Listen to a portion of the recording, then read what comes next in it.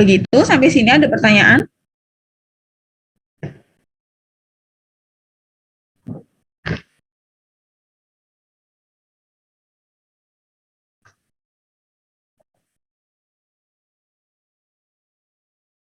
Ada pertanyaan? Belum ada, Bu. Baik.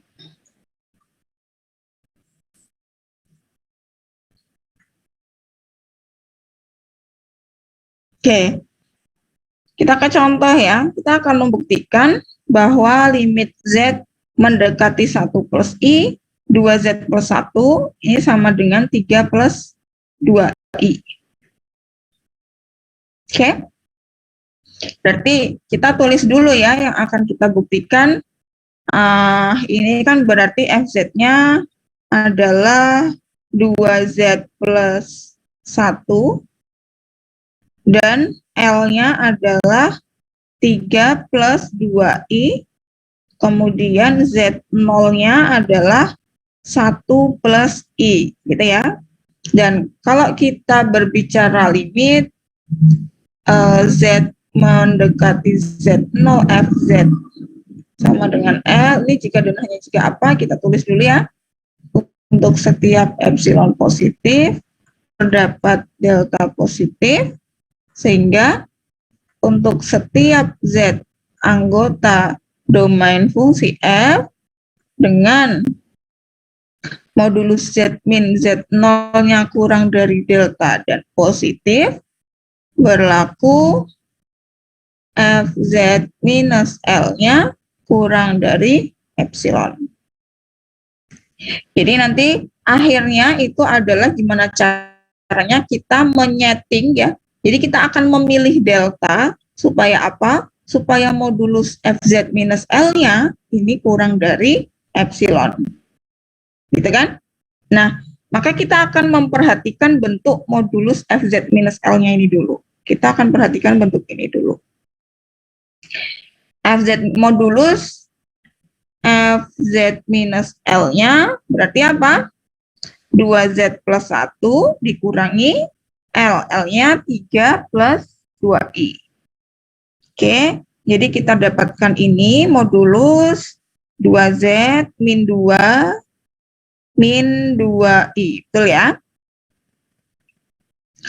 Berarti ini itu menggunakan apa? Kita keluarkan duanya ya, bisa ya. Ini kan berarti sama dengan 2 modulus Z min 1 minus I, gitu kan? Nah, kemudian min 1 min I-nya kita bentuk menjadi minus dalam kurung 1 plus I, gitu ya. Karena nanti kita punya modal di sini, modal kita adalah Z min Z0. Berarti modal kita nanti adalah Z dikurangi dalam kurung 1 plus I. Ini kan, berarti nanti. Nah, oke. Lanjut, kita masuk ke definisinya ya. Berarti kita akan membuktikan untuk setiap epsilon bla bla bla bla. Berarti kita ambil dulu sebarang epsilon positif. Oke, diambil sebarang epsilon positif. Kita pilih deltanya, misalnya nanti dulu, kita belum tahu. Ya, kalau belum tahu titik-titik dulu, karena kita memilih itu harus memilih sesuatu yang pas supaya nanti di belakangnya di sini pas, gitu kan? Oke, kita pilih deltanya, belum tahu dulu, misalkan tulis saja sehingga untuk setiap Z anggota domain fungsi F dengan ini kan dengan Z minus Z0-nya 1 plus I modulus kurang dari delta dan positif berlaku di sini Fz minus L-nya kita tadi dapat dia sama dengan 2 dikali Z min 1 plus I modulus. Ya, berarti dari sini kita tahu ini itu kurang dari delta. Berarti 2 kali modulusnya kurang dari 2 delta. Betul ya? Nah, kita akan membuat 2 delta ini itu menjadi kurang dari atau boleh jadi sama dengan epsilon. Gitu kan? Intinya kan kita inginkan di sini itu belakangnya adalah epsilon kan? Sekarang kita akan memilih deltanya supaya tercapai hal ini. Nah, di sini saya memilih deltanya sama dengan epsilon per 3. Berarti saya peroleh 2 dikali epsilon per 3. 2 epsilon per 3 itu kurang dari epsilon. Berarti sudah memenuhi definisi ini. Ya kan? Coba kita cek lagi. Sebarang epsilon positif dipilih berarti terdapat, ini sudah. Untuk setiap Z dengan ini berlaku modulus FZ min L-nya kurang dari epsilon. Oh, berarti sudah sesuai dengan definisi yang kita inginkan. Berarti terbukti bahwa limit Z mendekati 1 plus I 2Z plus 1 sama dengan 3 plus 2I. Seperti itu. Kalau misalkan deltanya kita pilih yang lain, mungkin nggak, ya mungkin aja, asalkan masih sesuai dari ini. Misalkan saya pilih ya, di sini ada yang menjawab dipilih delta sama dengan epsilon per 2. Dia positif juga kan? Maka nanti apa? Berlaku apa? Modulus FZ minus L-nya kan dia tadi kurang dari 2 delta. Gitu kan? Nah, deltanya epsilon per 2, berarti ini sama dengan 2 kali epsilon per 2. Ini kan sama dengan epsilon. Tetap berlaku kan? Modulusnya kurang dari epsilon. Masih berlaku hal ini. Seperti itu. Jadi pemilihan deltanya itu kita sesuaikan. Gitu ya. Kalau ada yang jawab epsilonnya epsilon per 3, oh ternyata juga masih memenuhi, ya berarti betul. Ada yang pilih deltanya epsilon per 2, oh ternyata masih memenuhi juga, berarti dia juga betul. Seperti itu, ada pertanyaan?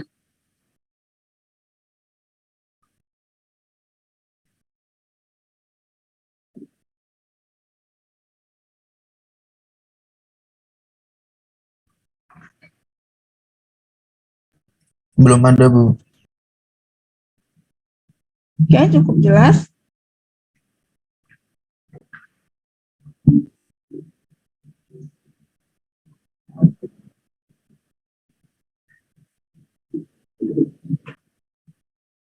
Nah, contoh yang kedua, ini dari sini berarti kita punya FZ-nya apa ya?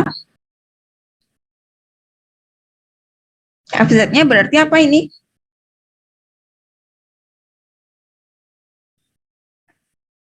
Dua X min IY. 2X min IY. Kemudian L-nya 4 plus I. 4 plus I. Dan Z0-nya 2 min I. 2 minus I ya. Oke, kita tulis lagi ya. Tadi FZ sama dengan L. Ini jika dan hanya jika apa? Setiap epsilon positif terdapat delta positif, sehingga untuk setiap Z elemen BF dengan Z min Z0 kurang dari delta dan positif, berlaku modulus FZ minus L kurang dari epsilon. Baik. Nah, tentang ini ya, kita punya nanti bentuk di sini, FZ minus L-nya, coba perhatikan di sini. FZ-nya bentuknya 2X min IY. Ya, berarti dia melibatkan XY, bukan melibatkan Z. Benar ya? Berarti nanti di sini, ini akan muncul variabel XY.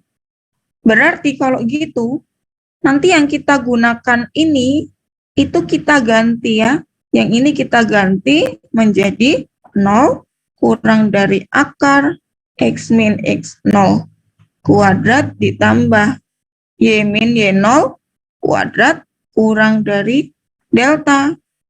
Gitu ya, akan kita ganti yang item ini. Kenapa? Karena FZ kita di sini, ini dalam variabel XY, supaya nanti relate. Kita sambungkan sama yang ini tuh benar-benar relate. Oke ya. Nah, kita perhatikan dulu. Seperti biasa, untuk bentuk modulus FZ minus L-nya, kita hitung dulu di sini. FZ dikurangi L dimoduluskan, dapat berarti apa? 2X, bagian realnya apa? 2X dikurangi 4, kemudian ini min IY, min I, berarti min I dalam kurung Y plus 1, betul ya? Nah, ini ternyata kalau kita gunakan ketaksamaan segitiga, maka dia akan kurang dari 2. Ini kan sebenarnya dia kurang dari sama dengan modulus 2X min 4 ditambah modulus Y plus 1 ya. Nah, ini 2X min 4-nya kita keluarkan 2-nya. Jadi, kita punya 2 kali modulus X min 2 ditambah modulus Y plus 1. Oke? Sudah kita pandang si modulus FZ minus L-nya. Sekarang kita ke pembuktiannya. Kita ambil sebarang epsilon positif, kemudian dipilih delta titik-titik ya, kita belum tahu. Sehingga untuk setiap Z anggota domain fungsi F dengan, nah ini kan berarti 0, sebenarnya kan asalnya kan yang ini ya, asalnya yang ini ya, 0 modulus Z dikurangi 2 minus I, ini kurang dari delta.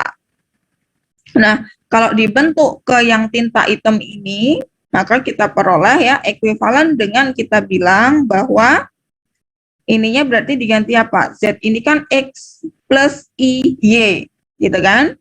Berarti bagian realnya dikuadratkan, bagian realnya berarti apa? X dikurangi 2, dikuadratkan, ditambah bagian imajinernya. Berarti di sini Y dikurangi min 1, berarti Y ditambah 1. Dikuadratkan. Kemudian di akar kurang dari delta. Oke ya.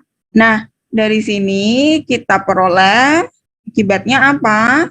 Akibatnya bahwa si mutlak X min 2 ini pasti kurang dari atau sama dengan akar X min 2 kuadrat ditambah Y plus 1 kuadrat. Benar nggak? Mutlak X min 2 pasti kurang dari sama dengan ini ya. Kenapa? Karena ini kan perbedaannya dia di Y plus 1 kuadrat ya. Sedangkan kita tahu Y plus 1 kuadrat ya pasti non-negatif. Ya, yang di sebelah kanan ditambahkan dengan sesuatu non-negatif ya pasti lebih besar yang sebelah kanan. Atau mungkin sama dengan ya mentok-mentoknya.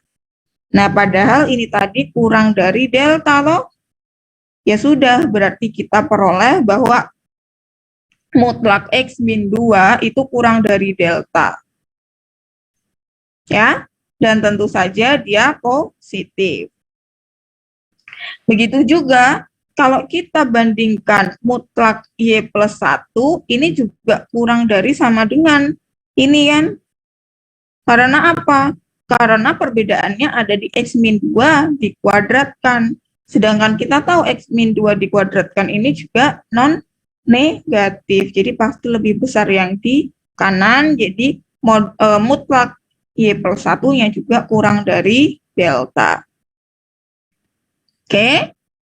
Nah, akibatnya ya kita tinjau si FZ min L-nya yang tadi itu kurang dari sama dengan ini, kita tulis lagi di sini, oke ya.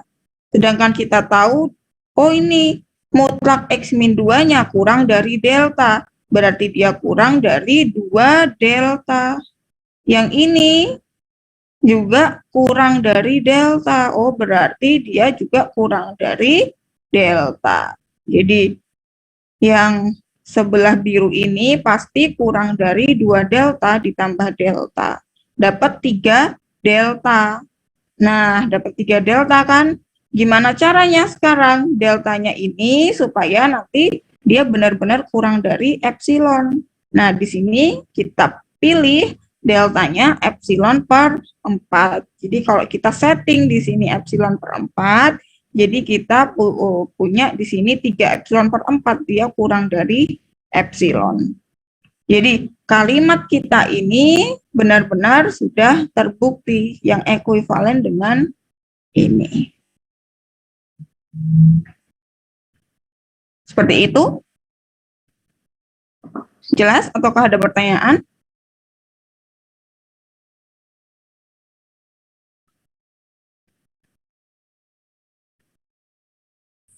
Ibu, izin bertanya. Ya.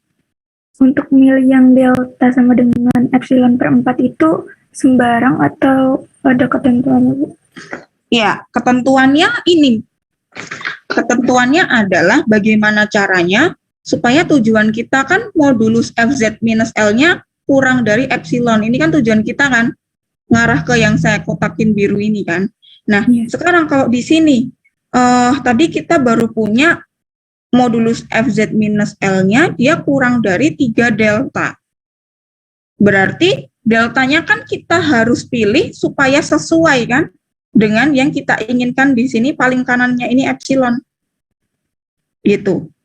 Jadi ini saya pilih deltanya epsilon per 4. Cuman mungkin ada yang memilih delta yang lain sehingga masih kurang dari epsilon, ya boleh-boleh saja. Bisa nggak coba pilih delta sehingga si kotak biru ini berlaku. Kira-kira ada yang lain nggak delta? Bisa nggak kita pilih delta yang lain? Boleh nggak? Kalau deltanya kita pilih epsilon per 3 gimana? Ya, ini berarti sama dengan 3 kali epsilon per delta. Epsilon per 3. Gitu kan, kalau misalnya kita pilih epsilon per 3. Jadi ini sama dengan epsilon. Nah, overall-nya di sini, modulus Fz minus L kurang dari epsilon. Masih betul kan? Iya. Jadi delta ini memang tertentu, tapi tertentunya itu tidak tunggal. Jadi kita memilih supaya pas gitu. Tapi kalau misalnya kita pilih deltanya itu katakan berapa? 2 epsilon misalnya. Jadi sesuai dengan definisi ini enggak? Belum sesuai ya? Gitu. Jadi intinya kita pilih supaya dia pas di sini kurang dari epsilon. Begitu? Oke, baik. Terima kasih, Bu. Iya, jadi kalau misalnya dioret-oret, tulis dulu aja, dipilih delta sama dengan titik-titik dulu aja, nggak apa-apa. Nanti kita setting ketika kita udah sampai di sini, wah baru kita bisa lebih enak untuk menentukan si epsilonnya, bener nggak? Gitu ya. Ada lagi pertanyaan?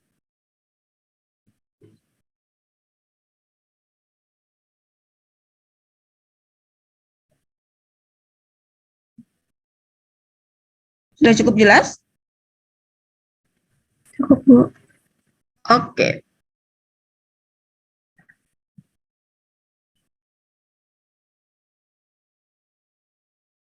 Oke. Nah, kalau kita cermati ya dari definisi yang tadi, definisi limit tadi, jadi sebenarnya yang kita lihat, yang kita cek ya, yang kita cek itu hanya titik-titik Z yang cukup dekat dengan Z0, ya enggak? Yang cukup dekat itu gimana? Ya yang di persekitarannya Z0 tadi, misalnya di sini Z0, maka ya kita perhatikannya hanya cukup yang di sini, atau yang di sini, atau yang di sini, ke semua yang di sini ini kan. tidak perlu, yang di sini itu tidak perlu kita perhatikan, gitu kan sebenarnya. Yang kita lihat itu hanya yang di persekitaran Z0-nya saja, setuju nggak? Dari apa? Dari definisi yang tadi nih. Yang kita perhatikan itu Z yang, nih, ini kan berarti Z yang di persekitaran kan, dengan jari-jari delta tertentu kan. Yang di luar gimana? Kalau tidak memenuhi, biarin aja. Kan yang kita cermati hanya yang di sini saja. Cukup yang di sini saja, gitu kan? Nah, dengan demikian untuk mempermudah pembuktian, mungkin kita perlu melakukan lokalisasi titik-titik Z di sekitar Z0. Mungkin ya. Jadi ada kemungkinan kita perlu nih melokalisasi itu namanya apa ya? Kita membuat suatu persekitaran dulu yang dia itu cukup kecil, bisa kita anggap cukup kecil. Gitu. Contohnya ya, kita akan menunjukkan apakah betul sih limit Z mendekati I, Z kuadrat ini sama dengan min 1. Kita akan buktikan ini ya. Oke. Dari dua kasus yang tadi, hal pertama yang harus kita lakukan apa di sini? Melihat apanya dulu? MZ. Modulus. Melihat modulus Fz minus L-nya dulu ya. Kita akan lihat bentuk ini ya, karena ini kan goal kita kan. Nah, ini berarti sama dengan apa? Modulus Z kuadrat dikurangi min 1, berarti ditambah 1 ya.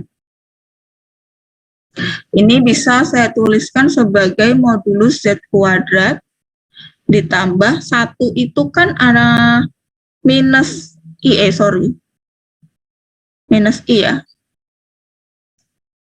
I. Sebentar, ini.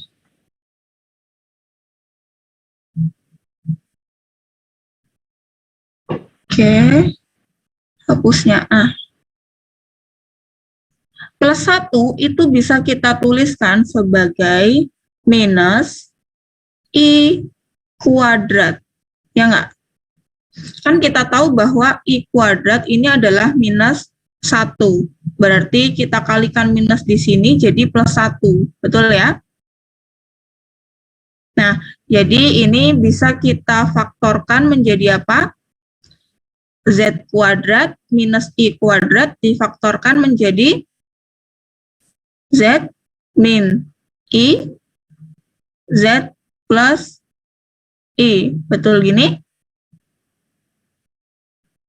Dan ini sama dengan modulus Z min I dikali modulus Z plus I.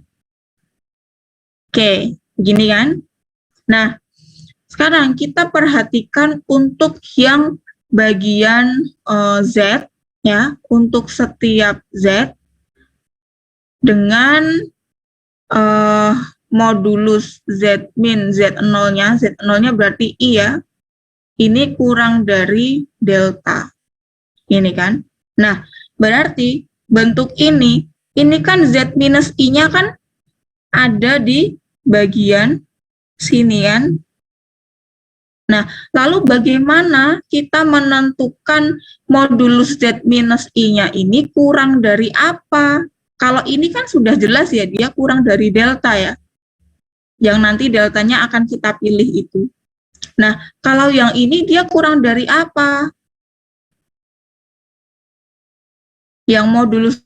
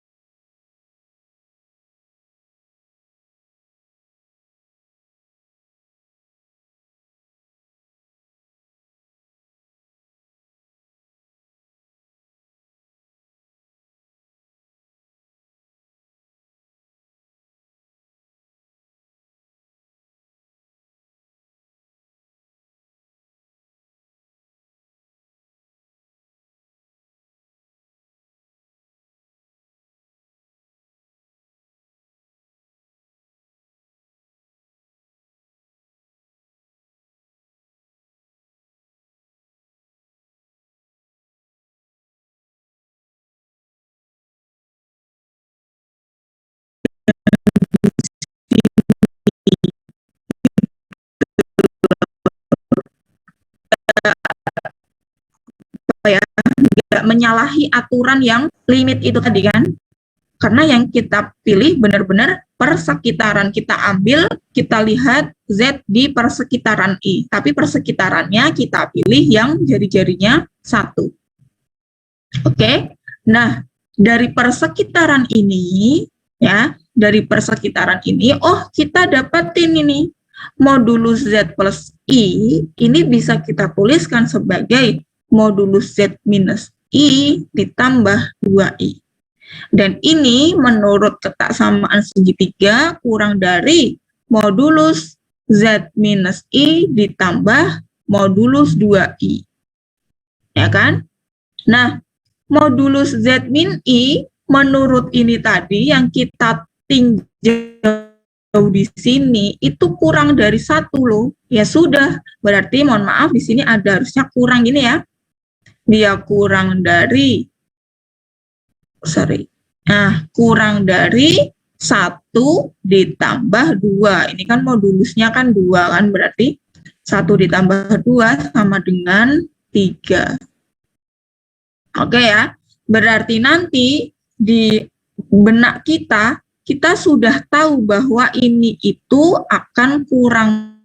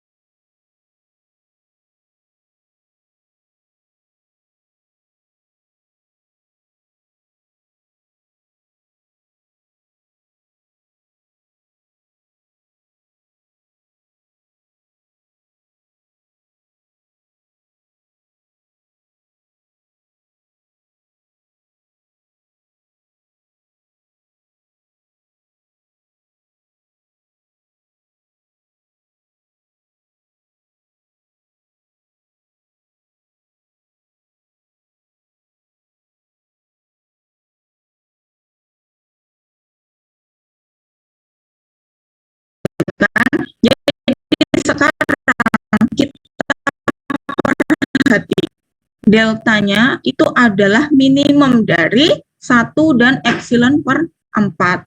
Kenapa sih dipilih deltanya minimum ini?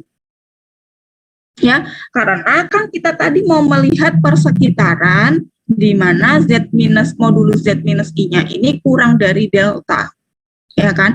Kalau kita pilih deltanya itu minimum dari 2 hal ini, berarti kan delta kan minimum. Berarti kalau minimum pasti delta itu kurang dari 1 dan juga kurang dari atau sama dengan ya di sini epsilon per 4. Berarti akibatnya modulus Z minus I-nya itu kurang dari 1, ya. Kalau kurang dari 1 berarti ini berlaku. Dan juga dia modulus Z min 1-nya kurang dari epsilon per 4. Kan tadi dia di sini juga kurang dari epsilon per 4. Karena kita pilih deltanya itu minimum. Nah, ini berlaku, yang ini juga berlaku. Yang kurang dari epsilon per 4. Jadilah kita tulis lagi di sini modulus FZ minus L-nya kurang dari, ini ya, tadi ditulis ini 3 modulus Z min I dan modulus Z min I-nya kurang dari epsilon per 4. Jadilah benar-benar ya kurang dari epsilon. Bu, kalau ini saya epsilonnya dipilih, deltanya dipilih minimum 1 per epsilon per 3, boleh? Ya, masih boleh tentu ya, karena di sini berlaku, di sini juga masih berlaku 3 dikali epsilon per 3, ini sama dengan epsilon gitu kan, jadi masih memenuhi definisi yang tadi kita punya di awal. Nah, inilah yang disebut lokalisasi. Jadi awalnya kita melihat lokalisasi itu kan berarti kita hanya melihat di suatu persekitaran aja kan. Nah, suatu persekitaran yang kita ambil itu yang ini. Seperti itu. Sampai sini ada pertanyaan?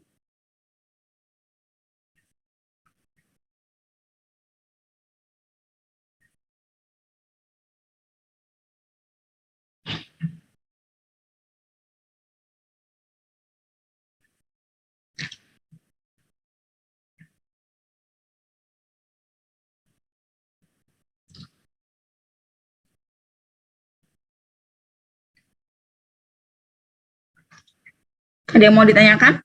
Silakan.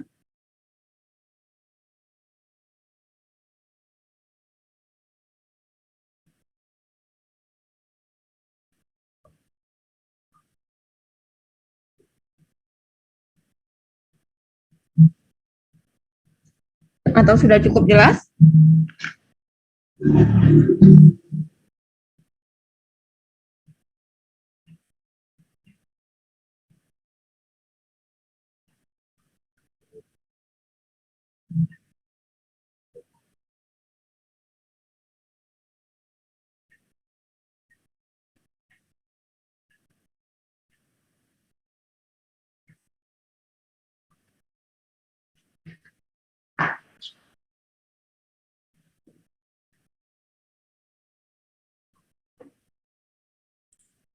Cukup jelas, Bu.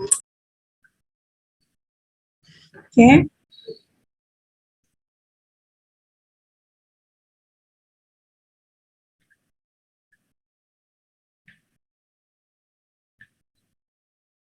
Selanjutnya, ini juga teorema yang sudah pasti kita pakai juga ya. Sudah pasti sebagai orang yang belajar matematika udah pasti tahu ya kalau limitnya itu ada, maka nilainya tunggal ya, sudah pasti ya ini. Tapi kita akan coba membuktikan dengan definisi. Nanti akan ada beberapa, cuman ini salah satunya yang akan kita buktikan ya, dengan definisi. Ya, misalkan limitnya itu adalah L dan K. Ya, kita akan menunjukkan bahwa kalau misalnya dia awalnya ini berbeda ya, kita asumsikan berbeda L dan K, maka nanti akan kita tunjukkan bahwa L dan K ini adalah bilangan yang sama. Itu akan ditunjukkan L sama dengan K. Baik, untuk menunjukkan L sama dengan K-nya gimana? Kita menggunakan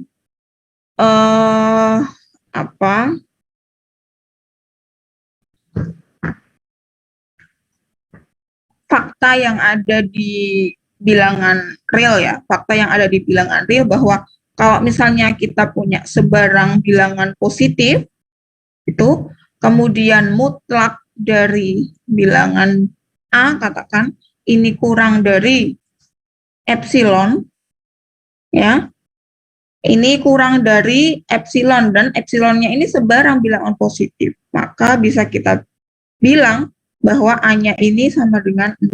Nah, ini yang nanti akan kita gunakan di teorema ini, gitu ya. Jadi kita ambil sebarang epsilon positif.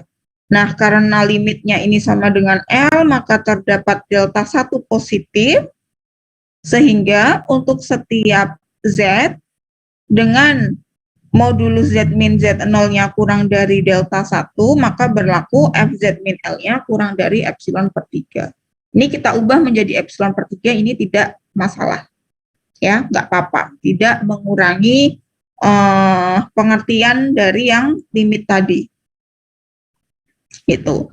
Kemudian karena limitnya juga sama dengan K, berarti kita punya delta 2 positif, sehingga untuk setiap Z dengan modulus Z min Z0-nya kurang dari delta 2, berlaku FZ min K-nya kurang dari epsilon per 3 juga. Ini juga tidak bermasalah di sini.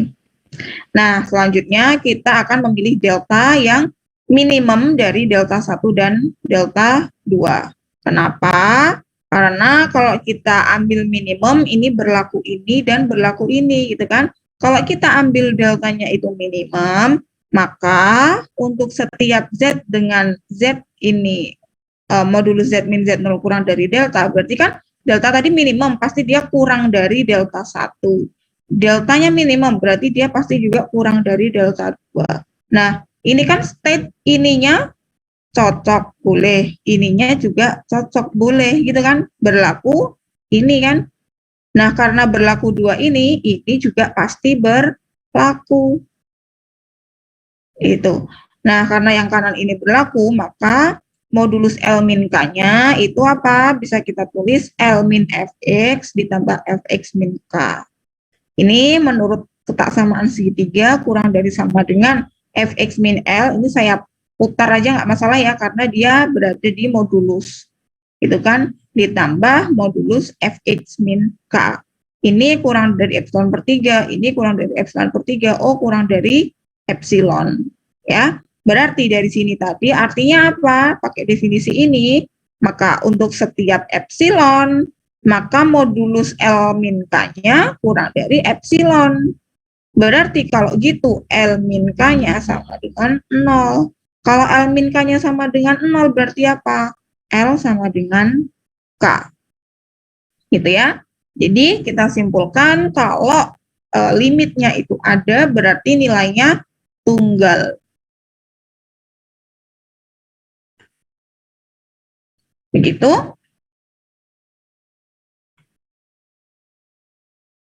Ya, akibatnya kontraposisinya kita punya apa?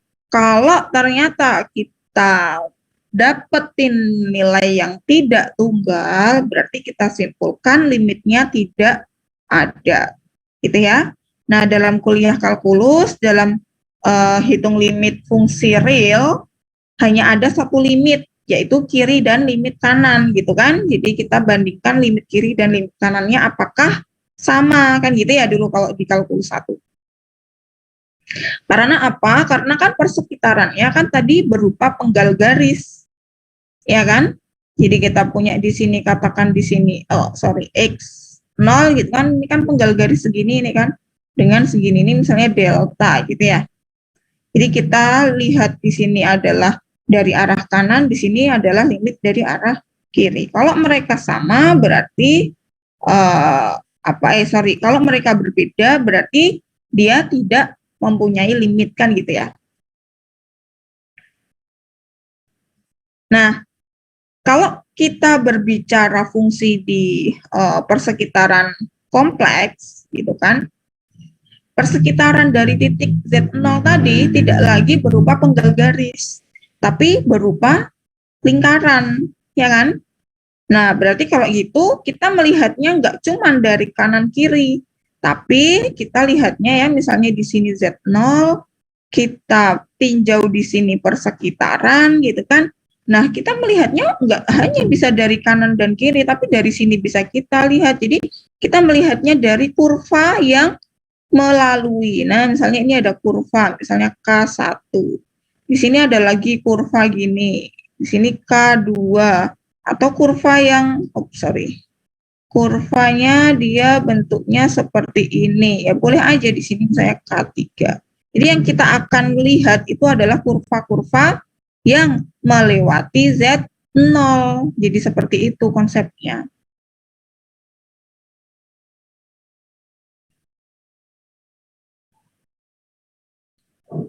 Oke, nah ini teoremanya kita perluas menjadi teorema ini ya.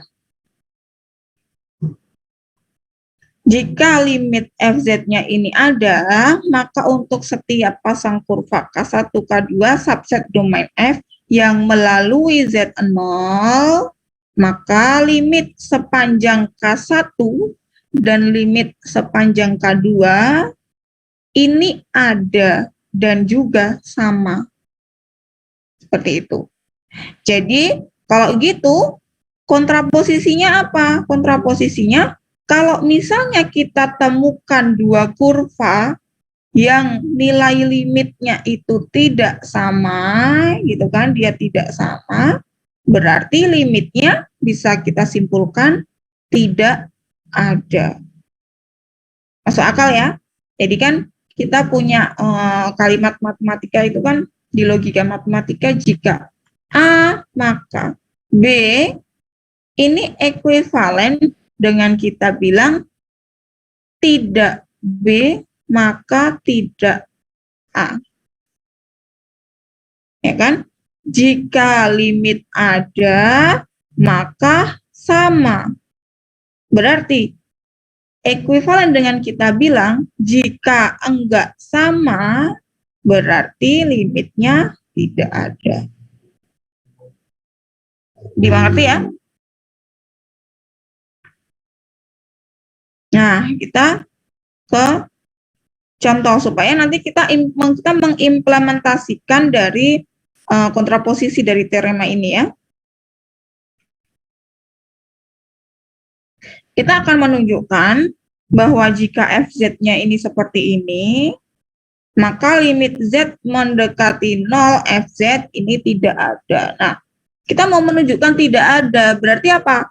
Kita harus menemukan at least 2 kurva, yang 2 kurva itu kalau kita hitung limitnya, itu menghasilkan nilai limit yang berbeda. Benar nggak? Baru bisa kita bilang limit fz di z mendekati 0 ini tidak ada. Itu ya, jadi kita tinjau z0-nya sama dengan 0, dia oke, misalkan di sini ini z0-nya, gitu kan? Nah, kemudian kita akan memilih K1 dan K2 sehingga nilai limitnya itu berbeda. Di sini saya pilih K1-nya adalah Y sama dengan 0. Y sama dengan 0 itu dia berarti di sini ya. Oh, sorry. Y sama dengan 0. Ya di sini. Kan Y sama dengan 0. Oke, ini adalah kita definisikan sebagai K1. Kemudian K2-nya adalah X sama dengan Y. Berarti di sini ya. Ini Y sama dengan X. Ini kita definisikan sebagai K2. Oke, kita akan menghitung limit ini sepanjang K1 dan K2.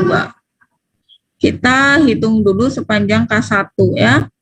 Di sini K1-nya adalah Y sama dengan 0. Berarti dari sini FZ sepanjang Z sepanjang K1-nya berarti apa?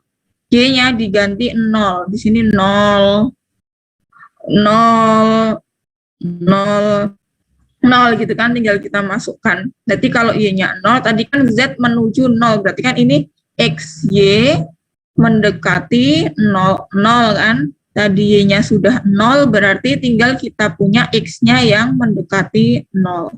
Jadi ini akan sama dengan limit X mendekati 0, ini dikali 0 berarti 0 ya. 0 ditambah I, di sini min 1, X plus 1.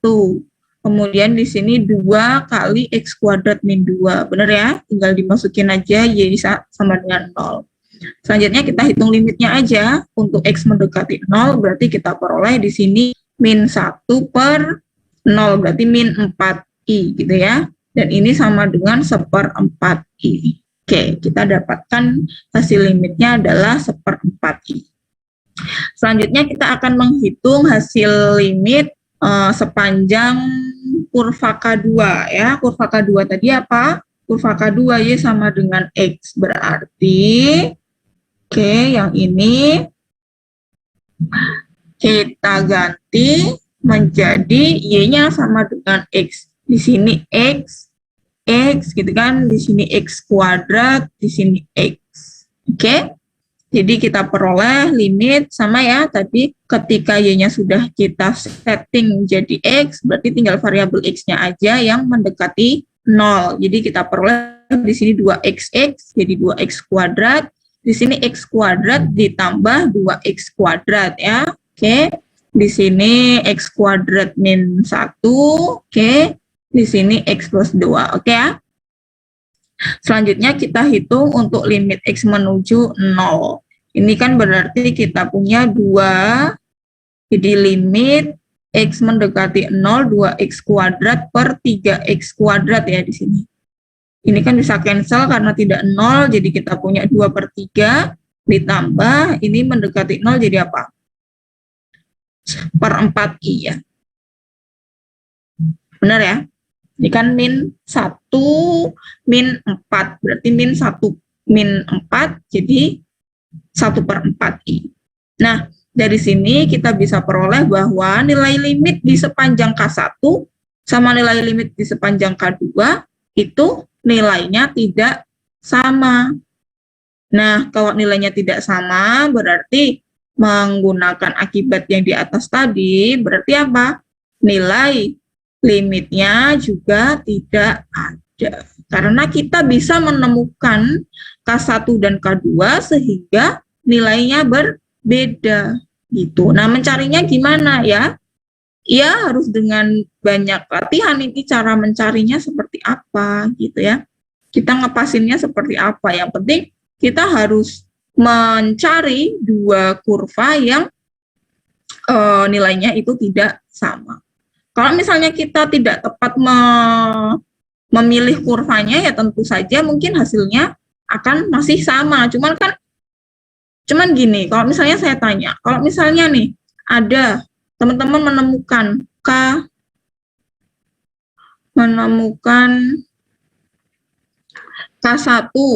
ada juga K2. Nah, ini limit sepanjang sininya sama limit ininya sama. Apakah bisa disimpulkan bahwa limitnya ada? Boleh nggak kita simpulkan seperti ini?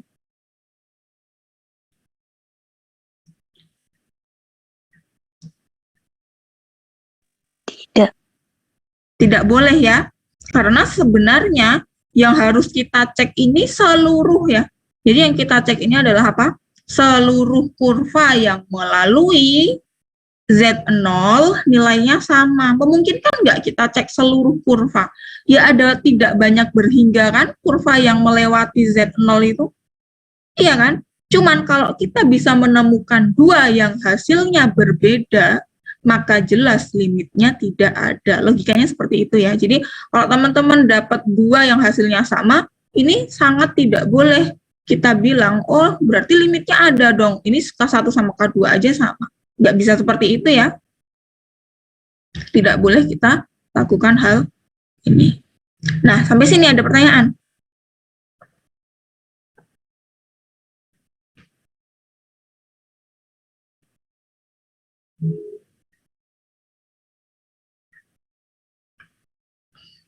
Tidak ada, kita lanjut ya.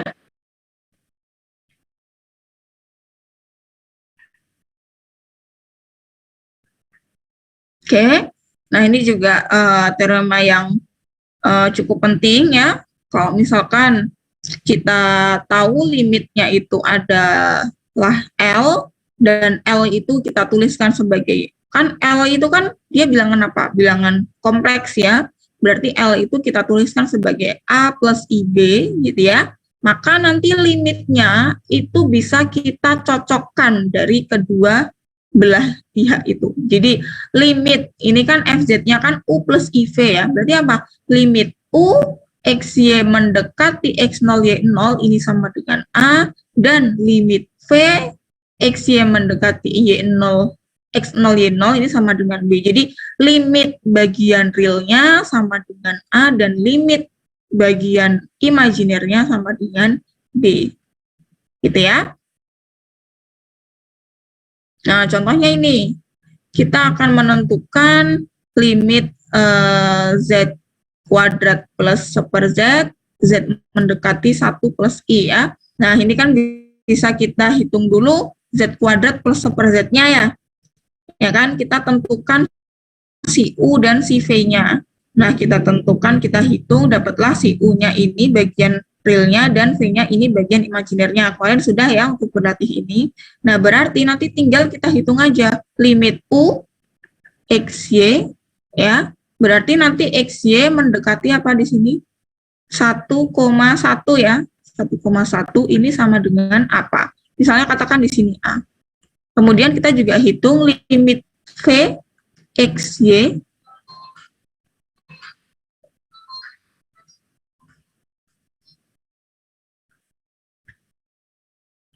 XY-nya mendekati 1,1, ini sama dengan B. Berarti nanti limit yang ini itu akan sama dengan apa? A plus IB. Gini kan? Gitu ya, jadi bisa kita hitung satu per satu. Nah, ini kita Kita hitungnya di sini nih. Untuk limit U-nya hasilnya ternyata setengah, limit V-nya hasilnya 3/2. Berarti nanti limit Z kuadrat plus 1 Z-nya berarti apa? A-nya itu setengah ditambah 3/2. Itu. Oke, selanjutnya ini ada lema ya, bahwa kalau misalkan kita punya limit FZ, Z mendekati Z0 ini ada, maka terdapat R0 positif sehingga FZ-nya terbatas pada persekitaran NZ0R diiriskan dengan domain fungsi F dikurangi dengan himpunan Z0. Jadi ini kalau ada limitnya ada maka dia terbatas ya. Artinya gini, misalnya nih kita punya di sini segini, ini adalah misalnya DF-nya ya. Kemudian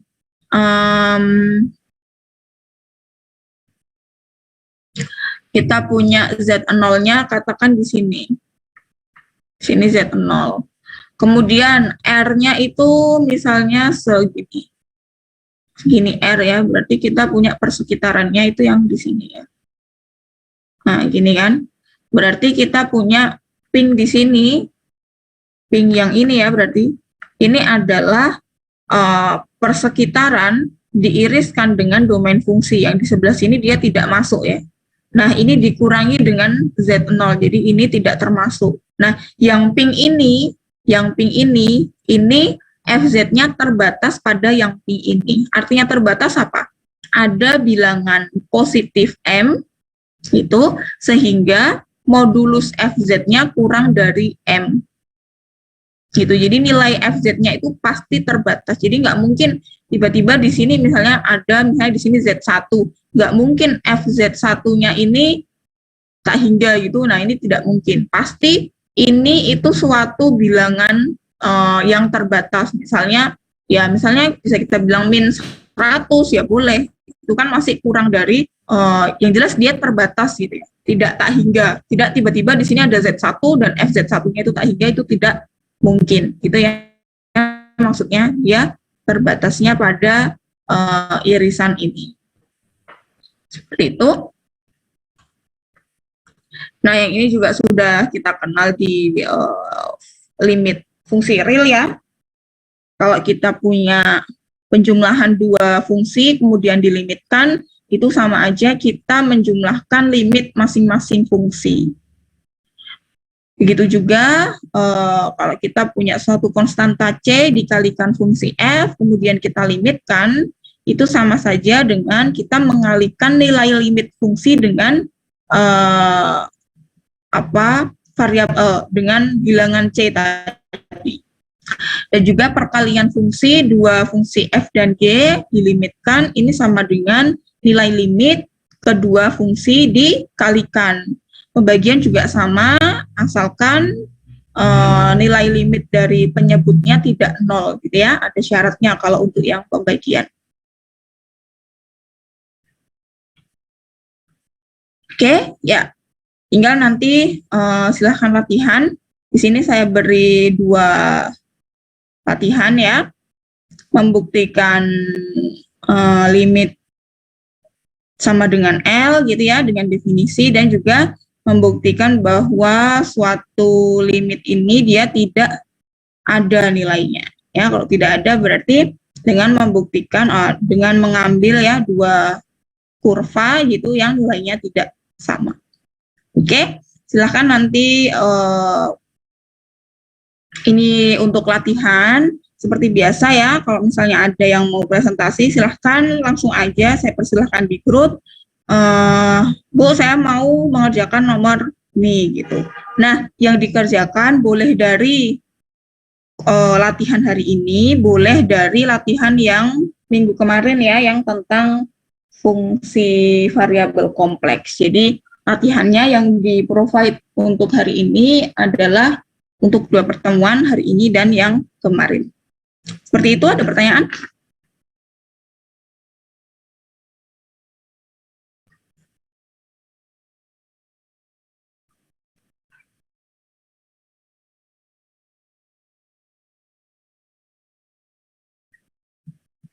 Ada pertanyaan, silakan. Sudah cukup jelas? Oh iya, untuk teman-teman UIN jangan lupa mengisi presensi ya di daring. Tadi saya bikin di daring. Memang belum ada tulisannya, tapi sudah saya upload jadwalnya. Jangan lupa untuk mengisi presensi ya untuk teman-teman UIN. Ada yang mau ditanyakan?